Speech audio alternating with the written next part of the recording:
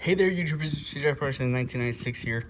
Today I have an update, if you couldn't tell, on the DRZ 400 SM 2017.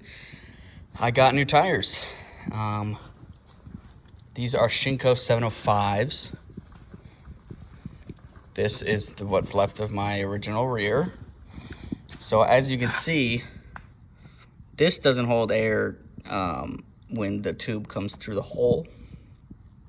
That's the old tube. And it's not really good on the road like that. So I decided it was time to get some round ones, not flat ones. So now these are I think they're the stock tires, Dunlop, whatever's. They were all right. These Shinkos, so far, I love them. The rear is a 150/70 R17, and the front is a 120/70 R17. In case you're wondering, they're more expensive than I think you can go up a size in the rear and up a size in the front, and they're like $40 off each tire. But bike's already high enough as is. I already have a height problem, a vertically challenged problem. So I'm like 5'8", and at stoplights I'm almost on my tippy toes.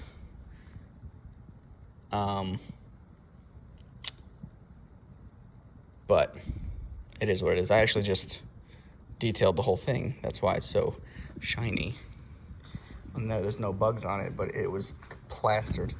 I used this Lucas Slick Mist. It's pretty sweet. It smells really good too. So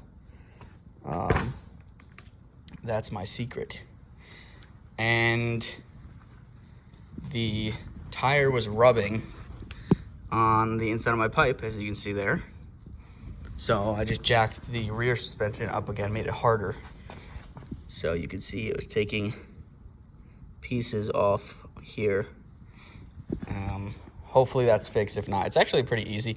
You just take your seat off, take that bolt out, this side cover comes off, and then I use a punch and a hammer, and you can get the lock ring off, and then you can adjust it. I made it softer when I got it to bring it down when I'm, on it. But obviously, whenever I hit bumps or speed bumps or whatever, going 30, it stuffs it up there and it hits my pipe, and I don't want that.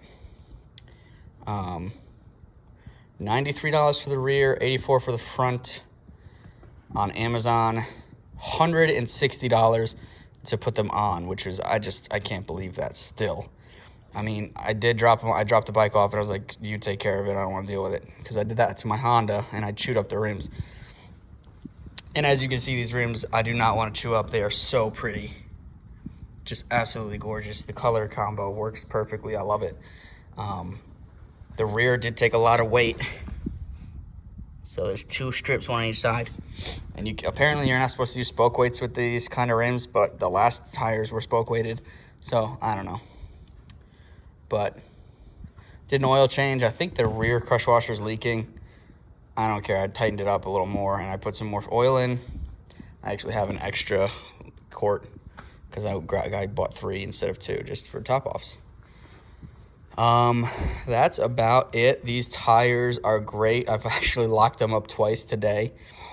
Not the tires' fault. Definitely my fault. Well, the riders I was riding with's fault. They were doing stupid stuff, and it's kind of my fault too. I was too close to them, but locked it up. Did a real nice power slide, completely dead straight, for probably 60 feet. We were cooking, and didn't really squeal. The second time I locked it up, I locked up only the rear, and it did squeal, but I locked up both that first time. It was a very weird feeling. The first time I've ever locked up, actually, second time, on my Honda, I did it once, but I almost died then. This was actually really controllable, and really it just felt like you were on ice, kind of. I wasn't really scared in any danger that way, but probably not the safest to do that all the time. But that is basically my review. I've put like 400 miles on them so far in the last week and a half.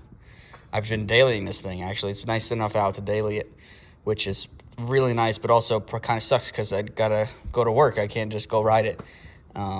Riding to work is you know, you're out in the nice sunny weather and you're like, man, I could really rip around this hill for like another half hour, but I'd be late. So it's kind of a double-edged sword. I get pretty good gas mileage, better than my truck. So, and I get a lot of looks. But I did blow out while I was riding. It's another thing that happened. So don't ride with your cords showing, because I had about a patch about half an inch, well, probably 3/4 inch wide and 3 inches long. So the center cords were coming out. It was like a strip like this, but only, you know, that thickness, and it was about that long. And I didn't notice it until I was 60 miles. That's 60 miles of riding.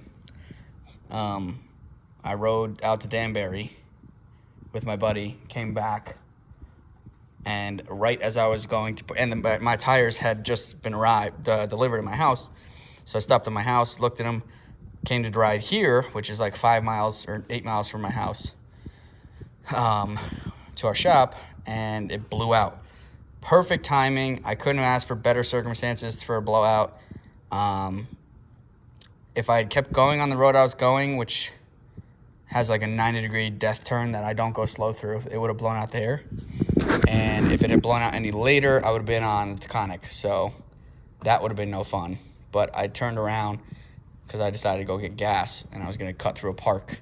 And right as I turned the corner into the park and I gave a little gas, I was literally going like 5 miles an hour. Boom! Loud pop. And I was like, because sometimes it backfires, you know, when you let off the throttle. And I was like, that's really weird. And then it just slowly sank down. Didn't like slam down or anything. Slowly sank down, and the rear tire felt really like mushy. And I was like, oh, that's not good at all. God damn. I pulled over, called my buddy. Well, my father, he was an hour and a half away at a party. My buddy was an hour away at a Harley dealership. So I was like, God damn. Called a coworker. He came by here. He was actually on his way home. It was perfect timing. It all just worked out great. Besides the fact I had to buy a new tube.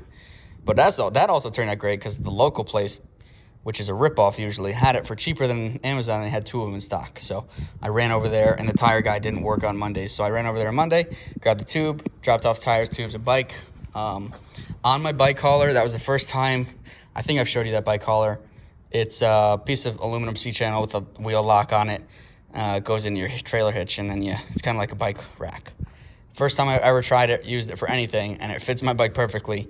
And my coworker brought it out, and we just threw it up there, and I had probably half a dozen, if not more, people stop to ask if I needed help.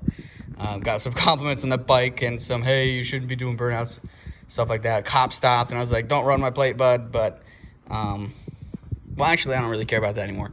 Bike's completely legit. I've got good registration. I got an inspection. I wasn't inspected when that happened. The guy who put the tires on actually did that too. Registered, insured, inspected now. And I've been registered and insured for a while, probably the 2 or 3 months. And I do have my permit. I just don't have my license.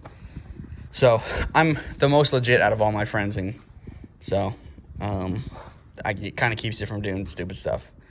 But these tires, sorry, I've been on a whole rant, but these tires, if you made it this far, you're in it for the long haul. These tires, when you first get them, take it really easy. I pulled out of the tire place, and you're either going straight or you're leaning. There's no in between. It is like dead. It wants to throw you on the floor. Not that bad, but it really takes some getting used to. But you break it in 100 miles and it stops doing that. Or I got used to it. I don't know.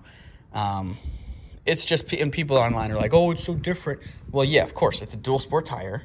It has a much bigger radius than those street tires. What do you expect? And they were half the price of those. So I don't want to hear you bitching, people online. They're great tires. I highly recommend them.